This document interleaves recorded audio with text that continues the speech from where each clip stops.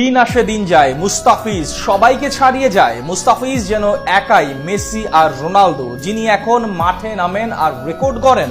তার নাম চাইলেই এখন কাটার মাস্টার বদলে রেকর্ড মাস্টার হিসেবে রেখে দেয়া যায়, যিনি ডেথ বোলিং এর রাজা। এবার দারুণ সব রেকর্ডে ছাড়িয়ে গেছেন বুমরা, স্টার্ক, টিম সাউদি সহ বড় বড় বোলারদের। বাকিটা শুনবো প্রতিবেদনে।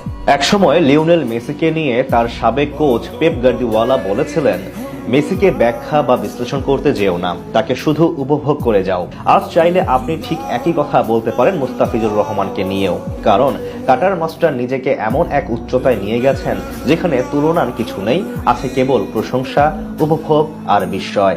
একসময় যারা তার ফর্ম নিয়ে প্রশ্ন তুলেছিল, তারাই এখন মুগ্ধ হয়ে দেখছে মুস্তাফিজের জাদু। বৈচিত্র্যময় কাটার, নিখুঁত ইয়র্কার আর আনপ্লেয়েবল স্লোয়ারে প্রতিপক্ষকে নাজেহাল করে তুলছেন নিয়মিতই। এখন তো তিনি একেবারেই অনন্য, মোনালিসার চিত্রকর্মের মতোই নিখুঁত। পারফরম্যান্স, ধারাবাহিকতা আর ম্যাচ জেতানোর সামর্থ্যে তিনি এখন 1 নম্বর পজিশনে। মুস্তাফিজকে